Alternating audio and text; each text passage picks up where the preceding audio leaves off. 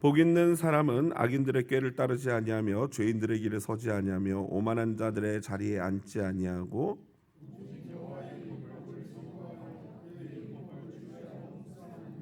그는 시냇가에 심은 나무가 철을 따라 열매를 맺으며 그 잎사귀가 마르지 아니함 같으니 그가 하는 모든 일이 다 형통하리로다. 그러므로 악인들은 심판을 견디지 못하며 죄인들이 의인들의 모임에 들지 못하리로다. 무릇 의인들의 길은 여호와께서 인정하시나. 아멘. 오랜만에 여러분 또 뵙게 돼서 얼마나 감사한지 모르고요. 한사랑 교회는 저하고는 아주 인연이 깊다면 굉장히 깊은 교회예요.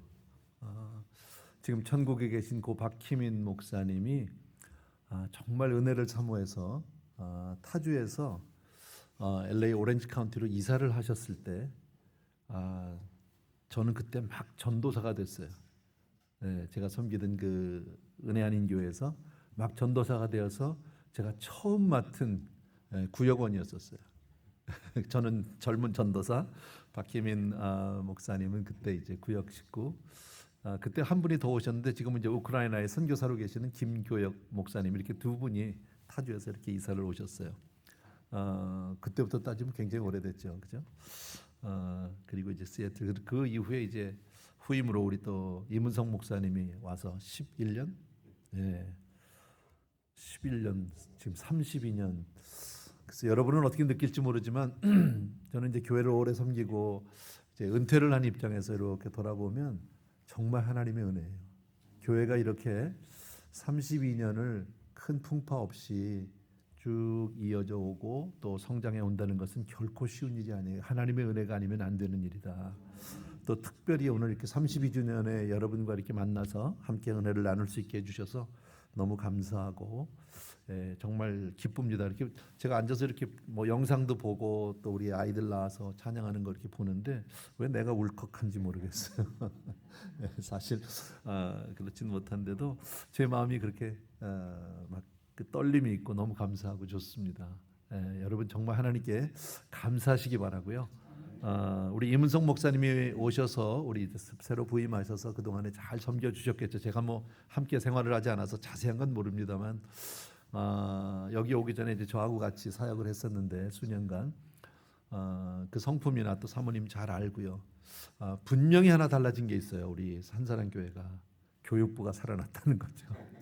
임 목사님이 올 때만 해도 아마 오실 때만 해도 교육부가 거의 없지 않았나 싶은데 지금은 많은 자녀들, 아까 사진 보니까 또 영상 보니까 우리 어린아이들이 막 이렇게 예배드리고 젊은 우리 청소년들이 살아나는 모습이 너무너무 감사했고 좋았습니다.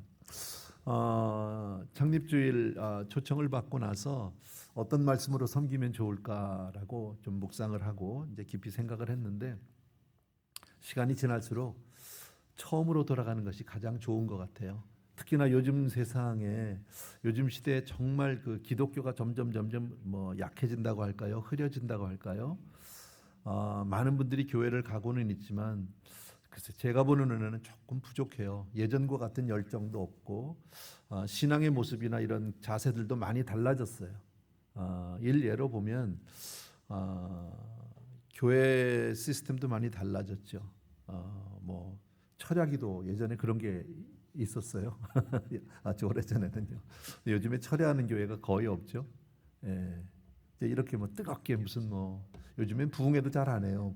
예전에는 부흥회 그러면은 제가 젊었을 때 아주 오래전 얘기지만 막 몰려들었어요 사람들이요. 그리고 막 옆에 근처의 교회들 막 멀리서도 사람들이 왔는데 요즘에는 본교회 교인도 잘 안 와요. 그런 형편. 뭐 인터넷을 통해서 예배를 드린다는 좋은 점도 없지 않아 있지만 그러나 솔직히 인터넷 우리 예배 다 드려봐서 알지만 뭐 처음부터 끝까지 다 예배다운 예배를 드리는 분은 그리 많지 않다고 생각해요. 그저 필요한 부분만 이렇게 쭉 당겨서 보다가 또 이렇게 바쁘면 또 세워놨다가 가서 뭐 부엌에 갔다가 뭐 심지어는 강아지 안고 이렇게 쓰다듬으면서 보기도 하고 이런 모습들 뭐 보진 않아서 눈에 훤합니다. 그걸 과연 예배라고 할 수 있을까 하는 그런 생각도 좀 들고요. 그래서 여러분이 가장 잘 아는 시편 1편의 말씀으로 함께 좀 은혜를 나누려고 합니다. 복 있는 사람은 하고 시작하죠. 복 있는 사람은 우리 주님이 우연인지는 몰라도 산상수훈에서 제일 먼저 했던 말씀도 뭡니까? 심령이 가난한 자는 복이 있나니. 한국말 성경에는 이게 이제 번역상 복이 있는 사람이 맨 끝에 나오지만 사실은 영어를 보면 blessed are 해서 복이 먼저 나오죠. 그러니까 이것을 볼 때 우리 물론 삼위일체 하나님 같은 분이시지만 구약에서나 신약에서나 하나님이 우리에게 가장 먼저 주시고자 하는 것은 진짜 복이다라는 거예요. 참된 복이 어디 있을까요? 교회 안에 있고 복음 안에 있습니다. 하나님만이 우리를 복 주실 수 있는 분인 줄로 믿습니다. 저는 여러분이 잘 아는 이 시편 1편의 말씀을 가지고 오늘 여러분에게 한 4가지 포인트를 가지고 말씀을 드리려고 하는데 4가지 포인트만 여러분이 좀 기억을 해 주셨으면 좋겠어요. 제일 첫 번째가 바로 뭐냐면 먼저 거부할 수 있는 것 거부하고 버릴 수 있는 것 버리고 거절해야 될 것 거절하고 비울 것 비우는 거예요. 뭐 대강 이거를 다 여러분이 외우지 않아도 괜찮아요. 일단은 버릴 것 버리라는 거예요. 비울 것 비우라는 거예요. 이것이 성경에서 시편 1편에서 우리에게 제일 먼저 주시는 말씀이에요. 1절 말씀입니다. 혹시 본문을 띄워주셨으면 좋고요. 아니면 암송하시는 분은 1절만 같이 한번 우리 암송을 해도 좋고 읽어도 좋습니다. 제가 읽겠습니다. 시작. 복 있는 사람은 악인들의 꾀를 따르지 아니하며 죄인들의 길에 서지 아니하며 오만한 자들의 자리에 앉지 아니하고. 잘 아시는 말씀이잖아요. 그런데 이 말씀을 보면 사실 긍정이신 하나님이 해야 할 일을 말씀하기 전에 먼저 하지 말아야 될 것, 거부해야 될 것들을 먼저 우리에게 말씀해주고 있다. 우리가 잘 아는 대로 먼저 비워내지 않으면 하나님이 복을 주실 수 없다, 이렇게 보시면 되겠죠. 그러니까 우리의 삶 속에서 하나님이 원치 않는 것, 하나님을 기쁘시게 하지 못하는 것들, 버려야 할 걸, 내려놔야 될 것, 이런 것들이 비워지지 않으면 채워지지 않는다는 거예요. 이것이 우리가 가장 먼저 하나님의 복을 받을 수 있는 첫 번째 자세다라고 말씀을 드릴 수 있고요. 거기에 나온 말씀 가운데 악인들의 꾀를 따르지 않는다 그랬죠. 악인들의 꾀. 자, 여기서 악인들의 꾀라는 건 여러분 많이 아시겠지만 하나님이 배제된, 하나님이 빠진 지금의 세상을 지배하고 있는 생각, 이렇게 말씀드리면 여러분이 아마 쉽게 이해할 것 같아요. 하나님이 인정하지 않는 세상의 생각들, 세상에 많은 생각들이 있죠. 세상에 많은 이론들이 있고 세상에 많은 지식과 철학들이 있지만 하나님을 배제한 것들이 얼마나 많습니까? 거의 대부분이 그렇지 않습니까? 그런데 그 반면에 하나님을 배제한 세상이 지배하는 생각은 한마디로 말씀드리면 전부 자기예요. 나예요. 나밖에 없어요. 그래서 모든 초점이 세상에서는 자기에게 있어요. 근데 이런 것들을 따르지 않아야 된다라고 첫 번째 성경이 우리에게 말씀하고 있다라는 거예요. 근데 이 말씀은 우리가 로마서에서도 너무너무 잘 아는 말씀이에요. 로마서 12장 2절 말씀이에요. 너희는 이 세대를 본받지 말고 그랬잖아요. 세상을 따르지 말. 하나님은 누누이 우리에게 같은 말씀을 주세요. 사실 세상을 살아가면서 세상을 따르지 않는다는 것은 결코 쉬운 일은 아니에요. 세상을 역행해야 되니까요. 그러나 정말 진정한 복을 누리기를 원하면 하나님이 주시는 말씀대로 정말 그런 것들을 먼저 내려놓을 수 있어야 된다. 여러분이 잘 아시는 누가복음 12장에 보게 되면 어리석은 부자의 얘기가 나와요. 한 부자인데 우리 주님이 이제 말씀을 하죠. 그분이 농사를 하셨어요. 소출이 많다는 거죠. 쉽게 말하면 아주 대풍이에요. 풍년이 났어요. 근데 한 가지 걱정이 생겼습니다. 너무 많은 풍년이 좋은데 이 많은 곡식들을 걷어서 어디다 두지? 창고가 부족한 거예요. 그러니까 창고가, 자기가 가지고 있는 창고가 부족할 정도로 지금 크게 세상 말로 대박이 난 거죠. 그래서 이분이 이거 어떡하지? 그래서 내가 나를 위해서 창고를 더 줘야 되겠다. 나를 위해서 이것들을 곳간에 다 갖다 쌓아야 되겠다. 나를 위해서 이것 가지고 내년에 내가 이렇게 살아야 되겠다. 저렇게 살아야 되겠고 쭉 이야기가 나와요. 여러분이 다 아는 내용일 겁니다. 근데 그 짤막한 그 본문 몇 절에 보면 2절 정도 될 거야 아마 보면요. 거기에 나라고 하는 단어가 6번이 나옵니다. 전부 납니다. 나를 위해서, 나를 위해서, 나를 위해서. 전부 이렇게 말하고 있어요. 근데 우리는 그 이야기를 잘 알잖아요. 그 이야기를 우리 뭐라고 얘기합니까? 어리석은 농부의 이야기, 어리석은 부자라고 얘기합니다. 왜 어리석다고 얘기합니까? 마지막에 주님이 이렇게 얘기하죠. 하나님이요, 이 어리석은 자야 라고 말합니다. 내가 오늘 밤 내 영혼을 취하면 그 모든 것이 네 것이 되겠느냐? 네가 생명 주신 하나님이 너를 버리면, 너에게서 손을 떼면 그 모든 것은 내 것이 아니야, 네 거라고 생각하지만, 다른 말로 바꾸면 뭡니까? 하나님이 허락해 주셔야만 내 것이 되는 거예요. 하나님이 허락해 주셔야만 우리가 누릴 수 있는 줄로 믿습니다. 이것은 하나님의 지혜에 동일합니다. 어디를 봐도 우리가 잘 아는 마태복음 6장에 보면 그런즉 너희는 먼저 그의 나라와 그의 의를 구하라. 그리하면 이 모든 것을 너에게 더하시리라 그랬잖아요. 우리 너무 잘 아는 말씀이죠. 그러니까 그의 나라와 그의 의를 먼저 구하라는 거예요. 이것이 하나님의 지혜. 다시 말씀해, 하나님을 우선으로 생각해라. 예, 우리가 살아가면서 특별히 우리는 다 크리스천 아닙니까? 하나님의 자녀 아닙니까? 비록 우리가 패역한 세대를 살아가고 있고 타락한 세상 속에 살고 있지만, 그러나 우리가 따라야 할 것은 하나님의 말씀인 줄로 믿습니다. 그래서 오늘도 우리가 하나님의 말씀을 이렇게 같이 상고하는 거예요. 그리고 이 말씀 가운데서 잘 들어야 되겠구나. 성경을 통해서도 그렇고 역사를 통해서도 알지만요, 하나님이 정말 삶을 축복하시고 크게 사용한 사람들 많이 있죠. 유명한 분들이 참 많지 않습니까? 근데 그 많은 사람들의 공통점이 있습니다. 모든 사람들의 공통점은 뭐냐면 본인들이 항상 조연이라는 사실을 잊지 않은 사람들이에요. 본인이 주인공이 아니에요. 항상 주인공은 주님이셨어요. 다윗도 그랬죠. 바울도 그랬죠. 성경에 나온 모든 인물들을 다 보십시오. 본인이 주인공이 아닙니다. 그런데 하나님은 그들을 높여주셨고 하나님은 그들을 축복해 주신 줄로 믿습니다. 그래서 우리가 세상을 살면서 속지 말아야 될 것이 있어요. 그게 바로 뭐냐면 세상은 끊임없이 우리를 속이려고 합니다. 뭐라고요? 네가 중요해. 다른 사람이 무슨 상관이야. 하나님이 무슨 소용이야. 네가 먼저 살아야지. 너 없으면 세상이 무슨 소용이야. 네가 없는데 천국이 무슨 소용이야. 해가지고 항상 나. 네가 누려야 되고 네가 영광을 받아야 되고 네가 유명해져야 되고 네가 높아져야지. 이렇게 세상은 우리를 끊임없이 유혹하고 속입니다. 여러분. 근데 그거 아니에요. 하나님 우선. 그러니까 우리 한사랑교회는 32주년을 맞으면서 또 한 번 여러분이 마음의 다짐과 결단은 뭡니까? 정말 우리 교회는 하나님만을 위해서, 하나님의 영광을 위해서 우리가 더 충성을 다해야 되겠구나. 우리가 정말 하나님의 은혜를 위해서 그리 달려가야 되겠구나. 이렇게 결단하는 여러분 되길 주의 이름으로 축원합니다. 제 이야기를 좀 하려는 건 조금 드릴게요. 죄송합니다. 이민 목회, 저도 담임 목회를 처음 해봤죠. 20몇 년 전입니까? 28년 전인가? 개척해서 25년을 사역하고 그리고 이제 은퇴를 했어요. 지금 은퇴한 지 만 2년 반쯤 됐어요. 지금 이제 열심히 선교지 다니고 선교사님들 섬겨드리고 이제 그러고 있는데, 제가 처음 그 교회를 개척할 때 저 자신도 그랬고 주변에 있는 많은 분들이 전혀 기대하지 않았어요. 저 자신도 그랬어요. 왜? 제가 개척을 해야 되는 그 지역이, 여러분들은 LA 그 지역은 잘 모르시겠지만 그 지역이 교회가 안 되기로 유명한 데예요. 교회는 많아요. 근데 얼마나 교회들이 어렵고 목사님들이 쫓겨나고, 담임 목사님들이, 그러니까 한 교회에서 2년 1년을 버틴 목사님들이 거의 없을 정도로 그렇게 힘든 곳이에요. 그래서 아무도 안 오려고 그래요. 제가 개척할 때 지금 이제 LA에 아직까지도 이제 지금 은퇴 준비를 하고 있는데, 그 신수훈 목사라고 저희 이제 교단의 같은 친구 목사예요.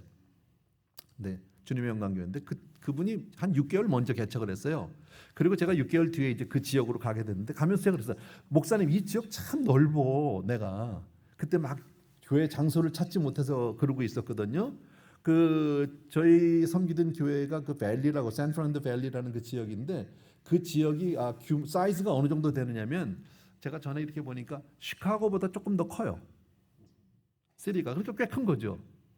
근데 그 지역에 저는 저 혼자 있기에는 너무 저거 하더라고요. 그래서 신목사님 일로 들어오라고, 같이 하자고, 이 동네에서 우리 같은 그 뜻을 가지고 하나님 앞에 이렇게 이제 교회를 두 교회가 섬기면 더 좋지 않겠냐. 끝끝내 안 돌았어요.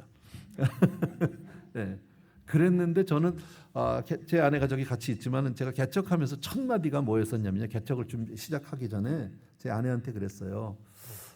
이제 교회를 다음 주부터 이제 한번 개척 예배를 하고 시작을 하는데, 앞으로 사례는 없어. 그러니까 그냥 알아서 살아줘. 왜냐하면 될 것 같지가 않았어요. 예. 뭐 교인들이 오고 뭐 헌금이 들어야 그 중에서 뭐 제가 사례도 좀 받을 텐데 될 것 같지가 않은 거예요. 시작은 하지만 그렇게 시작을 한 교회예요. 근데 잘 됐어요. 너무 잘 됐어요. 예. 그 지역에서 있을 수 없는 부흥이 일어났어요. 오래전 얘기지만 예. 그러는 바람에 조금 알려졌어요. 교회도 알려지고 저라는 사람이 LA 지역에서 좀 알려져서 왜? 교회가 워낙에 안 되는 동네인데 제가 개척을 시작하기 전에 그 지역에서 가장 큰 교회가 성인 아이 합해서 한 400에서 500명까지는 안 됐던 것 같아요. 400명 정도 모이는 교회가 가장 큰 교회였었고 그 다음 두 번째로 큰 교회가 한 150명 정도 되는 교회, 나머지는 다 50명 아래예요. 근데 교회가 120개 정도 있었어요. 한인 교회만. 많죠. 그러니까 얼마나 교회 그 상황이 열악한지 몰라요. 근데 거기다 이제 개척을 해놨는데 저희 교회가 처음으로 1000명, 2000명, 3000명이 됐어요. 아직도 없어요. 그 지역에서 그렇게 1000명대 이상 되는 교회가 아직도 없어요. 그러다 보니까 자연히 이름이 조금 났어요. 오렌지 카운티에는 좀 많아요. 여러 교회들이 있어요. 1000명 이상 되는 교회들이요. 근데 저희 동네는 이제 없는데 그런 바람에 이름이 좀 알려졌어요. 뭐 제 얘기를 하려는 건 아니었어요. 죄송합니다. 그러다 보니까 질문을 가끔 받게 됐어요. 목사님 어떻게 하면 그렇게 부흥이 잘 되냐고, 어떻게 부흥이 교회가 된 좀 그 비결을 좀 알려달라고. 근데 사실 비결이 없거든요. 예, 그래서 그냥 제가 하나님 은혜죠. 근데 그렇게 얘기하면 이 사람들이 대개 뭐라고 얘기하냐면요, 안 가르쳐 주려고 얘기 안 한다고 생각해요. 예, 근데 전 아무것도 없어요, 진짜로. 제가 개척하면서 장소를 구하고 아무도 없으니까요. 제가 불렀던 주제곡이 있어요. 하루에 수백 번 불렀어요. 혼자서요. 그냥 혼자서 운전하면서 걸어가면서 앉아서 하는 게 나는 갈 길 모르니 주여 인도하소서. 평소에 잘 부르지도 않는 찬송가예요. 네, 나는 갈 길 모르니 주여 인도하소서. 그리고 나서 또 어린 아이 같이 약하니 주여 나를 도와주소서. 그냥 그것만 부르는 거예요. 하루에 몇백 번을요. 아무도 없으니까. 그래서 하나님 정말 전 아무도 없네요. 예, 하나님이 안 도와주시면 전 앞으로 갈 데가 없다고. 예, 그러면서 뭐 반주자가 있습니까? 뭐 피아노가 있습니까? 마이크가 있습니까? 같이 개척을 할 무슨 개척 멤버가 없었던 교회예요, 참. 예, 그런 교회거든요. 예, 정말 맨 땅에 헤딩한 케이스인데 그런데 하나님이 은혜를 부어 주셨어요. 예, 그리고 교회 개척한 지 3년 반 만에 지금 저희가 쓰고 있는 본당 건물을 구입을 했어요. 저희가 도저히 구입할 수 없는 규모예요. 예, 제가 금액을 말씀드리기는 좀 그런데 지금 현 시가로 한 4천에서 5천만 달러 정도는 아마 될 것 같습니다. 그런 건물에서 개척 3년만 만에 불가능한 얘기예요. 근데 하나님이 그것도 거저 주셨다 그러면 여러분이 이해가 되시겠어요? 제가 교회 얘기를 하려는 건 아닙니다. 이 모든 것이 하나님의 은혜더라. 그래서 저는 이렇게 얘기해요. 하나님이 저를 쓰신 이유는, 우리 교회를 이렇게 이 지역에서 부흥을 시킨 이유는 저런 것도 내가 쓰면 돼 하는 하나의 그냥 샘플로 들어 쓰신 게 아닌가. 예, 열심히는 했어요. 근데 가진 건 정말 없는 사람이에요. 남들처럼 무슨 뭐 신유의 은사가 있다든지, 무슨 뭐 특별한 무슨 뭐 기도를 뭐 금식 기도를 하고 뭐 제가 제일 못하는 게 금식이에요. 제가 금식 기도를 해본 적은 있죠. 저도 목회자니까 이제 했는데 막 금식을 처음 했을 때 일주일을 막 마음을 딱 했는데요. 하루 이틀 사흘 나흘 하는데 계속 내 머릿속에는요 먹을 것밖에 생각이 안 나는 거예요. 금식 중에도 먹을 것밖에 생각. 그러다가 제가 나흘 동안 그러다가 그만뒀어요. 그러니까 내가 이거를 음식만 묵상하면서 밥을 굶는 것보다 밥 먹고 주님 생각하는 게 낫겠다. 예. 그리고 금식을 때려친 사람이거든요. 그렇게 부족한 사람이에요. 그런데 하나님이 정말 하나님을 앞세우니까, 하나님 앞에 매달려서 붙들어서 도와달라고 하니까 하나님이 사용해 주시기 시작하는 거예요. 놀라운 일이 있었어요. 진짜 25년간을 아무 일이 없이 은퇴를 했어요. 이거 굉장히 어려운 일이에요. 네. 여러분은 잘 모르지만 원로 목사가 되는 게 그렇게 쉬운 일이 아니더라고요. 제가 LA 지역에 원로 목사가 몇 분이나 있나고 막 조사를 했는데 몇 사람 안 돼. 진짜요. 글쎄 한 손가락 그래서 좀 더 될까? 그 정도 없어요. 중간에 다 나가고 그만두고 뭐 이런 뭐 잘리기도 하고 그렇죠. 원로 목사 되려면 적어도 15년 이상인가 아마 저희 교단법에 하면 그럴 거예요. 15년 이상 한 교회에서 섬겨야 되는데 그게 쉬운 일이 아니더라고요. 근데 개척부터 25년을 섬겼으니까 정말 하나님의 은혜라고 얘기할 수밖에 없죠. 예, 한 가지 이유를 제가 뭐 임 목사님도 이제 한 11년 되셨으니까 어느 정도 조금 뭐랄까요 유스트 됐죠. 예, 이제는 뭐 편안할 수도 있어요. 근데 그럴 때 조심해야 돼요. 그럴 때 정말 하나님 앞에 어린아이 같이 매달려야 돼요. 하나님이 안 도와주면 한 발짝도 못 나가요. 하나님 이거 해주세요. 하나님 도와줘. 그렇게 매달리는 거예요. 예, 그때 하나님이 베풀어 주신 은혜가 훨씬 더 큰 줄로 믿습니다. 예, 예. 하나님이 이스라엘 백성을 약속의 땅으로 보내시면서 잊지 말라고 하신 중요한 교훈 가운데 하나가 신명기 8장에 있는 이야기예요. 그냥 제가 읽어드릴게요. 여러분 조용히 한번 들어보세요. 신명기 8장 18절 19절인데 이렇게 말씀하세요. 내 하나님 여호와를 기억해라. 하나님을 기억하라. 그가 내게 재물 얻을 능력을 주셨습니다.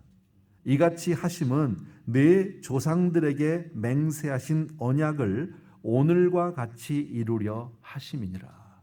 네, 누가 주셨다는 거예요? 하나님이 다 능력도 주셨다는 거예요. 하나님이 너희로 하여금 이렇게 살 수 있도록 너희로 하여금 이렇게 모든 것을 누릴 수 있도록 내가 줬다. 하나님을 그러니까 잊지 말아라 그 얘기 아닙니까? 근데 그 이후에 내가 만일 내 하나님 여호와를 잊어버리고 다른 신들을 따라 그들을 섬기며 그들에게 절하면 내가 너희에게 증거하노니 너희가 반드시 멸망할 것이라 그랬어요. 하나님을 잊으면 너희가 그리고 다른 데 쫓아가면 반드시 망한다. 이것이 성경의 선언이에요. 이것을 이스라엘 민족이 약속의 땅 가나안에 들어갈 때 하나님이 당신의 종을 통해서 직접 하신 말씀이다라는 거예요. 예. 그러니까 오늘 말씀과 일맥상통하는 거죠. 악인의 꾀를 따르지 말고, 그죠? 그리고 죄인의 길에 서지 말고 오만한 자의 자리에 앉지 마라. 악인의 길을 따르다 보면 나도 모르게 죄인의 길에 서버리게 되고 그러다 보면 주저앉는다. 아예 거기에 물들어 버린다. 예, 그러면 망하는 거다 그 얘기죠. 여러분 잘 아시는 말씀 가운데 이게 죄인데 죄라는 말에 그 원어를 안 하면 여러분들이 들어는 보셨을 거예요. 하타 혹은 하말티아 이런 얘기를 아마 들어보셨을 거예요. 그 원문이 히브리어가 그런데 죄라는 그 뜻은 뭐냐면 하타 하말티아는 뭐냐면 관역을 빗나간 화살이에요. 관역이 있잖아. 여기 타겟 있잖아. 타겟. 이렇게 그려 관역을 딱 그려놨잖아요.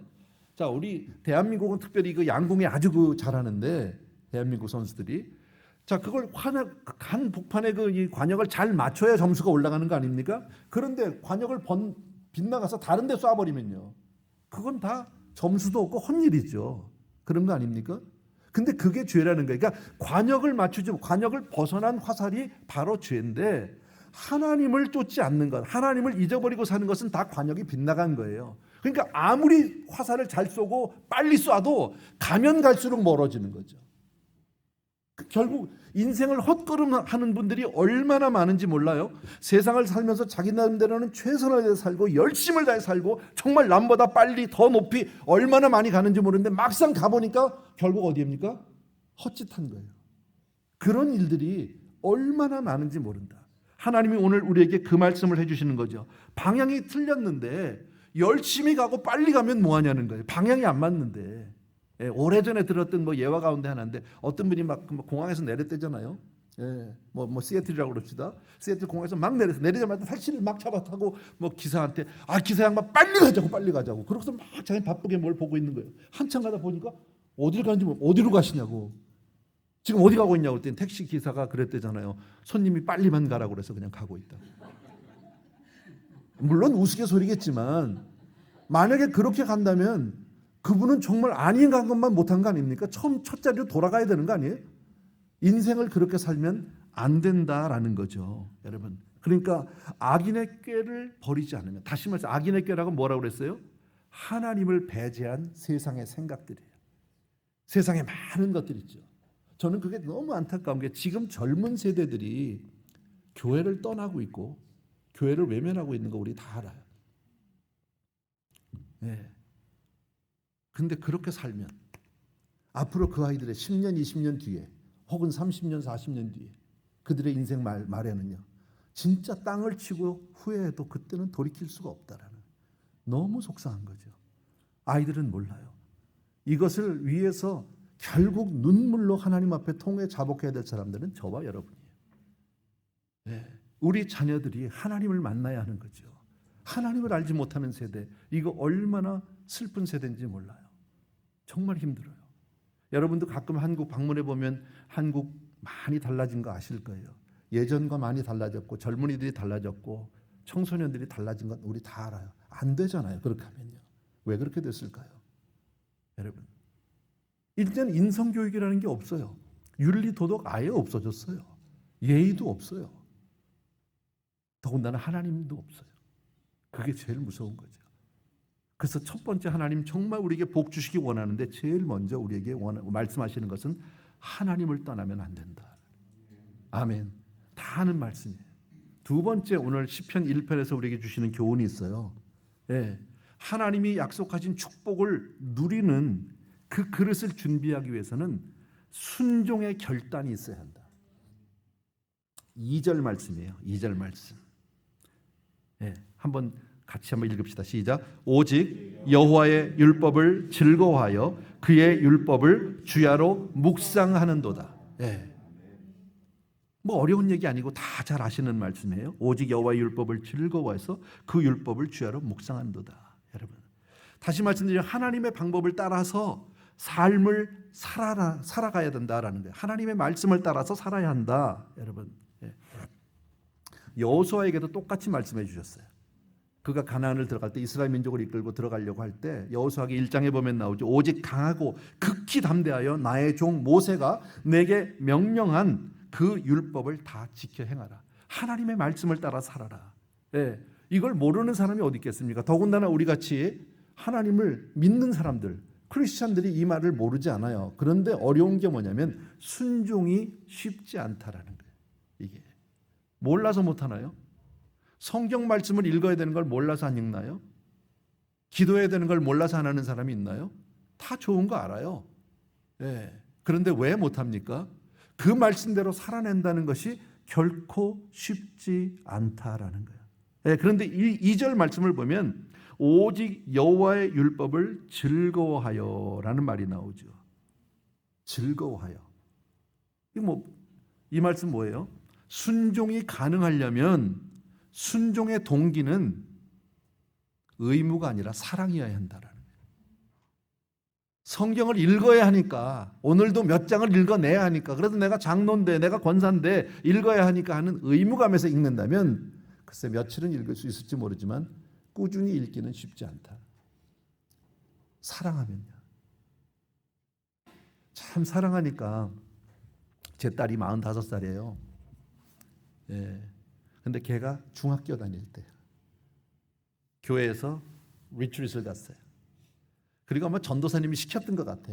부모님한테 편지 쓰라고, 카드 쓰라고. 그래서 썼어요, 걔가.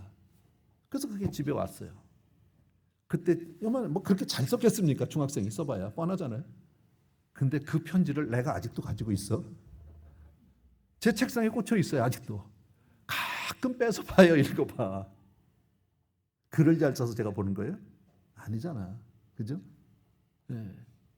아까 부모님들도 왜 아이들이 가끔 뭐 이렇게 카드도 그리고 해피 파더스 데이, 해피 마더스 데이 해가지고 가끔 줄 때 그거 버리기가 쉽지 않아요, 그죠? 참 별거 아니고 잘 그리지도 못하고 잘 쓴 것도 아닌데도 막 삐뚤삐뚤 썼는데도, 예. 저도 손자들이 막 써요, 뭐 베스트 그랜파 뭐 이래가지고 오기하고 뭐 와요. 그건 너무 좋죠. 근데 보면 뭐 글씨도 막 삐뚤삐뚤하고 어떤 건 스펠링도 틀린 것도 있고 막 이러는데 그걸 못 버리네. 가끔 봐요. 마음이 행복해. 왜? 사랑하니까. 그런 거예요. 우리 정말 순종하길 원하잖아요, 여러분. 예. 그런데 그 순종하려면 먼저 사랑해야 된다는 그것을 오늘 성경에서 우리에게 말씀해 주고 있고요. 그렇게 살면 3절을 제가 읽을게요. 제가 읽겠습니다. 그는 시냇가에 심은 나무가 철을 따라 열매를 맺으며 그 잎사귀가 마르지 아니함 같으니 그가 하는 모든 일이 다 형통하리로다. 참 감사한 말이잖아요. 그렇게 순종하면 물가에 심기운 나무 같이 그렇게 열매를 맺게 된다. 이게 축복받은 인생이다라고 말하는 거죠, 여러분. 물가에 심기운 나무가 막 힘을 써서 뭐 열매를 맺은 게 아니잖아요. 노력해서 된 게 아니잖아요. 뿌리를 잘 내리니까 때가 되면 열매가 절로 맺혀지는 거 우리 뭐 이거 다 아는 거니까요, 여러분. 예, 기억해 주시기 바랍니다. 예. 자, 세 번째요.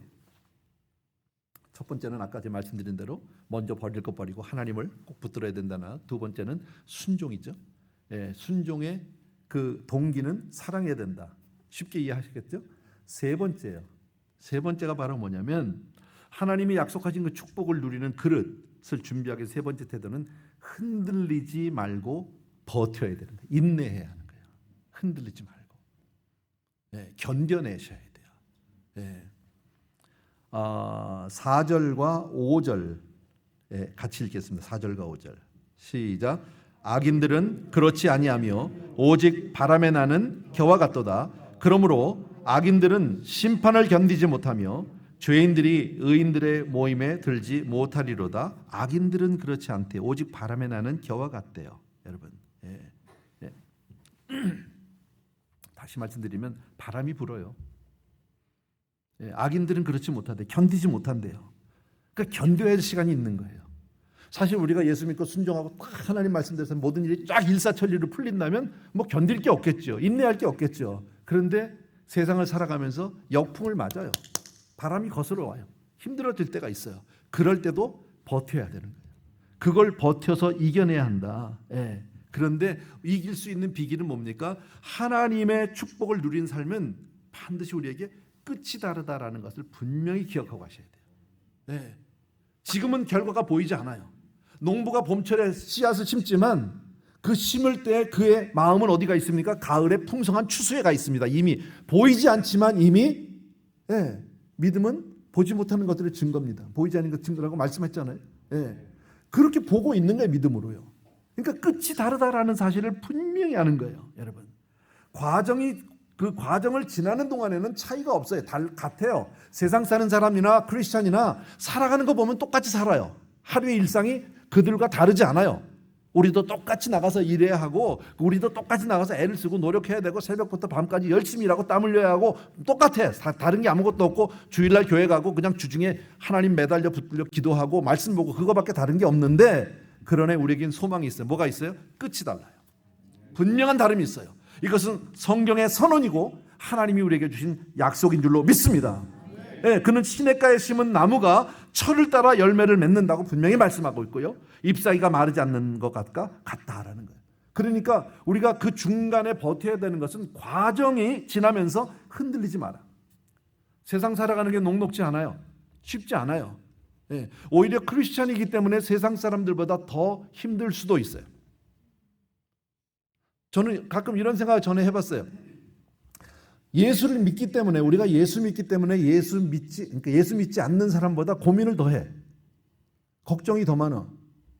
인정하세요? 아주 쉬운 예는 뭔지 아세요?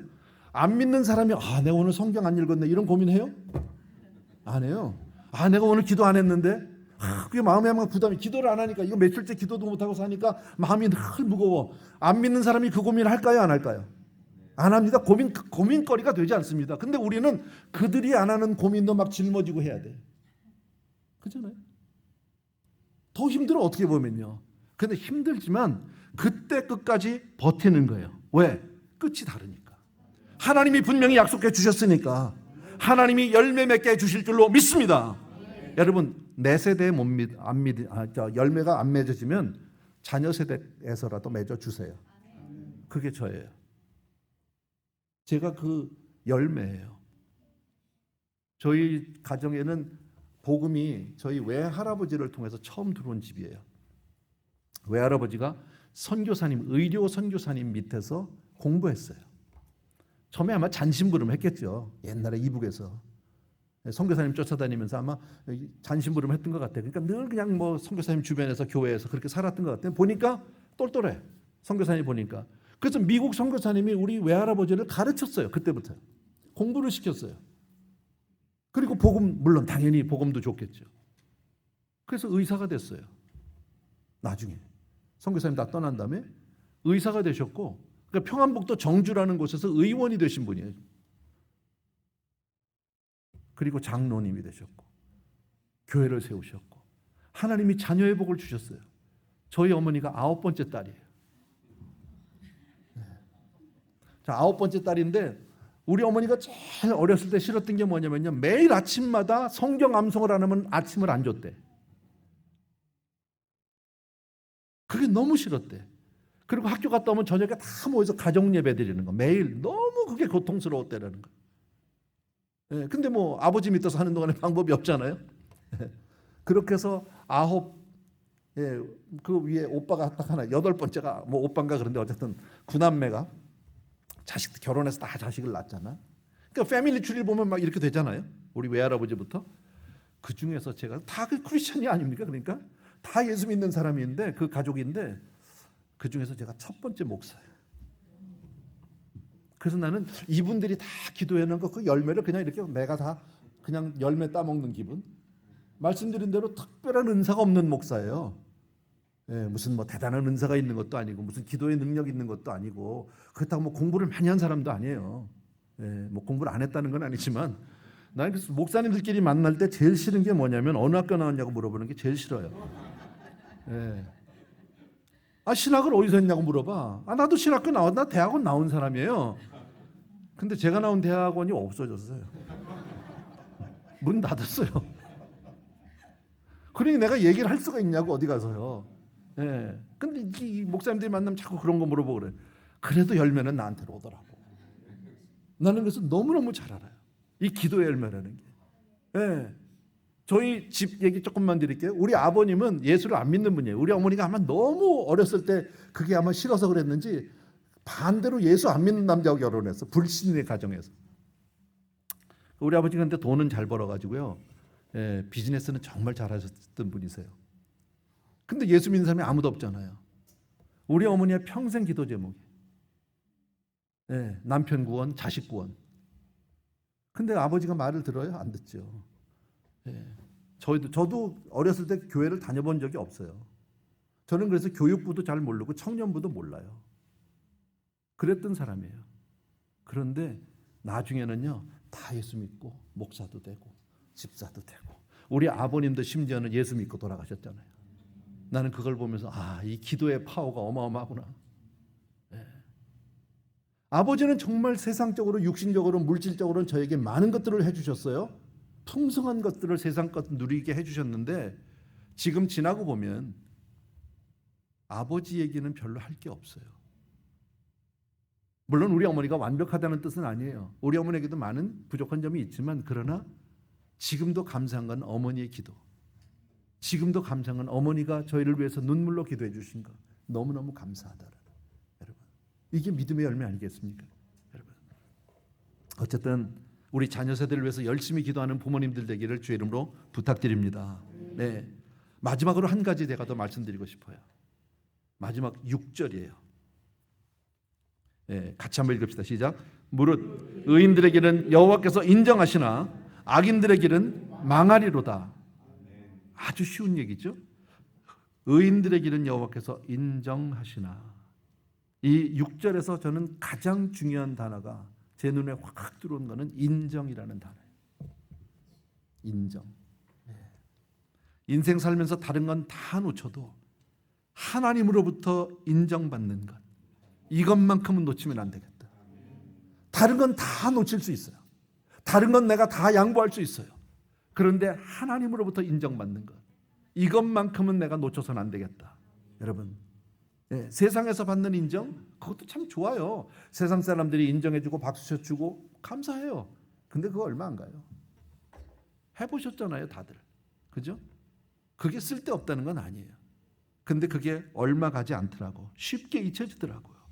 근데 하나님은요, 안 잊으세요. 절대 안 잊으세요.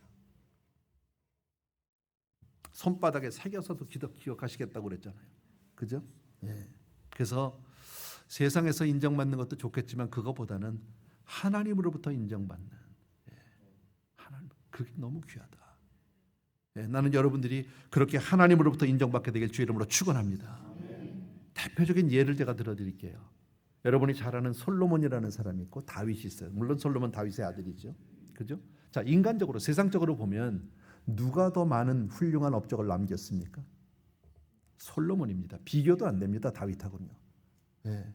어마어마한 업적을 남긴 사람입니다. 보이기에 겉으로. 그리고 그 당시 솔로몬이 그 이스라엘을 다스릴 때 가장 강국이었었어요. 많은 조공을 받았어요. 아시는 대로요. 예. 그런데 그렇게 많은 것들 누렸고, 사실 솔로몬이라고 하는 사람이 인간적으로 본다면 뭐 세상 말로 팔자가 그렇게 좋은 사람이 세상에 없을 겁니다. 태어날 때 신분이 왕자입니다. 그가 죽을 때 신분이 왕입니다. 평생 왕자와 왕밖에 못 해본 사람이에요. 이런 신분이 세상에 어디 있습니까? 그죠? 거기다가 처첩이 700이에 뭐 빈궁이 300이에 뭐 어쨌든 뭐 남의 여자 내가 신경 쓸 건 아니지만 어쨌든 그랬던 사람 아닙니까? 그잖아요. 많은 것들. 성전을 건축했고 솔로몬 궁을 건축했고 어마어마하죠. 그런 솔로몬의 인생 고백이 뭐예요? 마지막 고백이 헛되고 헛되고 헛되다. 다 누리고 다 가진 것 같은데 하나님 말씀하실 때 솔로몬 이전에 그와 같은 영광을 누린 사람도 이후에도 없으리라는 거죠. 하나님이 무슨 인생에서 가장 잘 산 사람을 세상적으로 본다면 솔로몬이다 그랬는데 그 솔로몬은 정작 헛되다는 고백밖에는 못하고 인생을 마칩니다. 거기에 반해서 다윗은요 정말 뭐 얼마나 많은 뭡니까 도피 생활이 있었습니까? 그 광야에서 얼마나 많은 방황이 있었는데 그는 뭐라고 얘기합니까? 내 잔이 넘치나이다. 그의 고백은요. 이게 다른 거죠. 그리고도 다윗이 완전하진 않아요. 그에게도 많은 부족함이 있고 잘못한 게 있고 부끄러움이 있지만 하나님은 뭐라고요? 너 내 마음에 들어. 하나님으로부터 인정받은 사람 아닙니까? 자, 그렇다면 우리가 영혼이라는 관점에서 하늘나라에서 본다면 누가 더 좋겠습니까? 말할 것도 없죠. 세상적으로 볼 때는 다윗은 많은 고통의 시간들이 있었고 고난의 시간이 있었지만 그러나 그의 영혼에는요, 그의 심령은 하나님으로부터 늘 감사함과 넘치는 행복이 있었을 거 믿습니다. 아멘. 예, 그러니까 우리가 살아가면서 하나님의 인정을 받느냐 아니면 정말 사람의 세상의 인정을 쫓아가느냐 이것은 굉장히 다른 일이다. 정말 우리네 인생을 우리가 마치면서 한번 우리가 돌아본다면 내 인생을 돌아보니까 정말 내 인생 그릇에 정말 하나님의 은혜로 가득했다. 하나님이 내 인생을 축복하셨습니다. 이렇게 고백할 수 있는 여러분이 되기를 주의 이름으로 축원합니다. 예, 말씀 다시 한번 정리해 드릴게요. 제일 첫 번째 뭐라고 그랬죠? 하나님을 배제한 세상의 생각을 버리라고, 내려놓으라고. 하나님이 아닌 것을 따라가지 말라는 거죠. 그죠? 두 번째는요, 여러분 순종이에요. 그 말씀대로 살아갈 순종인데 그게 쉽지가 않다는 거죠. 그래서 어떻게 하라고? 사랑하면 된다. 세 번째는요, 그럼에도 불구하고 그렇게 따라가도 흔들리고 어려운 시간이 있어요. 고난의 시간이 있지만 그때는 버티는 거예요. 버텨내는 거예요. 기다려. 왜? 뭘 보고요? 끝이 달라. 우린 분명히 끝이 있어. 하나님의 약속하심이 있어. 하나님의 축복하심이 있어. 아멘. 그리고 세상을 살아가면서 내가 끝까지 하나님의 인정받는 사람으로 살아가겠다. 아멘. 여러분 한 분 한 분이 그러한 복을 누리기를 주의 이름으로 축원합니다.